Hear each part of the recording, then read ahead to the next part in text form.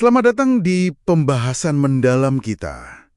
Kali ini kita gali bab 29 dari buku Transformed. Iya, buku dari Marty Chagin dan tim SVPG itu ya. Betul, fokusnya ini menarik. Gimana sih cara menilai transformasi ke model produk? Beneran terjadi atau cuma di permukaan aja? Misi kita jelas ya. Ngebekali Anda semua biar bisa bedain mana perubahan asli, mana yang sekedar, apa istilahnya tadi? Teater inovasi. Nah, itu dia. Kenyataannya sibuk, tapi nggak ada hasil nyata. Oke, mari kita bongkar. Penting banget ini, soalnya kalau nggak ada penilaian yang jujur, yang bener-bener lihat ke dalam, kita gampang banget kejebak. Kejebak sama aktivitas yang kelihatannya keren gitu ya. Iya, kelihatan sibuk berubah, tapi cara kerja intinya, dampaknya ke bisnis, ya gitu-gitu aja. Ini soal nyari kebenaran lah di balik semua klaim transformasi. Oke, terus gimana cara mulainya nih? Kata sumber kita ada 2 lapis ya, gambaran besar sama detail. Betul, 2 tingkat penilaian. Tapi sebelum mulai, ada catatan penting nih. Pertama, harus realistis. Nggak ada yang sempurna kan? Jadi cari pola mayoritas aja. Masuk akal. Jangan cari kesempurnaan mutlak. Kedua, ini penting. Ngobrol sama semua level. Dari CEO sampai engineer. Persepsinya bisa beda jauh loh. Setuju. Kadang di atas bilangnya A, di bawah kenyataannya B. Ketiga, nah ini kuncinya. Cari bukti. Jangan cuma percaya omongan. Minta lihat contoh konkret. Bukti nyata ya? Kayak apa tuh contohnya? Ya kayak prototipe, OKR mereka, visi produknya, strategi, roadmap, gitu-gitu. Dan fokus ke prinsip model produknya jalan atau enggak. Bukan sekedar ritual atau prosesnya diikuti. Oke, sip. Jadi, prinsip di atas proses. Masuk ke gambaran besar dulu ya. Ya, yang high level. Ada 3 dimensi utama nih. Pertama, cara membangun. Ini soal teknisnya. Seberapa sering sih tim bisa rilis produk ke pengguna? Oh, frekuensi rilis ya. Iya. Terus rilisnya itu kecil-kecil dan andal nggak? Ada otomatisasi tes. Seberapa mandiri timnya, nggak banyak dependensi ke tim lain. Ini ngukur kelincahan teknis mereka. Oke, cara membangun. Lalu yang kedua. Kedua, cara memecahkan masalah. Nah, ini soal siapa yang punya otaknya. Siapa yang nentuin solusinya. Maksudnya? Tim produknya, desainer, engineer, itu beneran diberdayain buat cari solusi terbaik? Atau mereka cuma nerima daftar fitur aja dari stakeholder? Jadi kayak pabrik fitur gitu ya? Cuma ngerjain pesanan? Nah, itu dia. Terus, mereka ngobrol langsung sama pengguna nggak? Nguji ide langsung ke penggunain. Ini nunjukin siapa yang pegang kendali solusi. Paham. Lalu yang ketiga di gambaran besar. Yang ketiga, cara memutuskan masalah mana yang diselesaikan. Ini soal arah strategis. Ada visi dan strategi produk yang jelas nggak yang jadi panduan? Atau prioritasnya cuma datang dari permintaan bos atau stakeholder yang paling kencang suaranya. Bisa jadi. Termasuk juga soal pendanaan. Dananya buat tim produk jangka panjang atau per proyek aja. Ini ngaruh banget ke komitmen dan fokus jangka panjang. Oke, jadi 3 itu ya. Cara bangun, cara pecahin masalah, sama cara nentuin prioritas. Itu gambaran besarnya. Yap. Sekarang kita masuk lebih dalam nih, ke penilaian detail. Ada 2 aspek lagi, kompetensi peran kunci dan konsep inti model produk. Kita mulai dari orangnya dulu kali ya, manajer produk. Gimana nilainya? Nah, ini sering banget jadi area teater. Manajer produknya beneran fokus ke nilai apa yang dibutuhin dan mau dibeli dipakai pelanggan, sama viabilitas apa yang bagus buat bisnis. Atau ya cuma sibuk ngurusin backlog aja.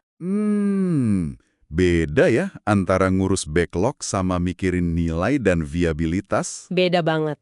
Kuncinya di pemahaman mereka soal pelanggan, data, pasar, bisnis. Terus mereka dapat coaching yang bener nggak? Kalau nggak, ya jangan-jangan cuma jadi administrator backlog. Oke, jadi dalamnya pemahaman itu penting. Bukan cuma titelnya. Terus, desainer produk sama tech lead? Sama pentingnya. Desainer produk idealnya terlibat dari awal banget pas nyari solusi. Buat mastiin usabilitas. Bukan cuma dipanggil di akhir buat mempercantik. Jadi bukan cuma soal tampilan ya? Bukan. Mereka aktif bikin prototipe, nguji ke pengguna. Nah, kalau tech lead, engineer senior, perannya juga bukan cuma mikirin cara bangun, soal kelayakan teknis saja, tapi juga ikut mikirin apa yang mau dibangun. Ikut mikir apanya juga. Menarik. Iya, bantu mastiin visibility dari awal. Dan idealnya, mereka juga punya akses langsung ke pengguna, biar paham konteksnya. Dan peran-peran ini kan butuh dukungan dari atas ya. Pemimpin produk gimana? Krusial. Pemimpinnya fokus ke coaching, ngasih konteks strategi, memberdayakan tim. Atau gayanya masih komando kontrol, masih dikte solusi, masih terobsesi sama jadwal mati. Wah, kalau gitu bisa jadi penghambat besar ya. Banget. Gaya kepemimpinan ini bisa jadi tembok penghalang transformasi. Oke, itu soal peran atau kompetensi. Sekarang pindah ke konsep kunci model produk. Gimana prakteknya di lapangan? Mulai dari tim produk itu sendiri. Nah, ini jantungnya model produk. Timnya itu beneran lintas fungsi nggak? Terus, permanen nggak? Durable? Atau gonta-ganti terus? Tim yang stabil ya? Ya, dan yang paling penting, mereka diberdayakan empowered nggak? Diberdayakan untuk mencapai hasil, outcomes, bukan cuma nyelesain tugas atau fitur, output. Outcomes vs output.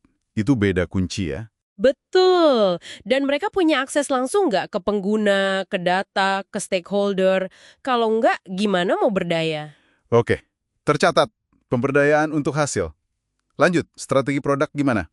Ada nggak visi produk yang jelas, yang menginspirasi, ada fokus yang tajam, atau strateginya cuma kumpulan permintaan acak dari mana-mana? Kayak daftar belanjaan gitu ya? Hahaha, bisa jadi. Strategi yang benar itu lahir dari insight, dari pemahaman mendalam soal data, pelanggan, teknologi, tren industri. Itu bedanya sama daftar keinginan. Dan strategi kan perlu diuji ya? Di sini penemuan produk discovery main peran kan? Tepat sekali.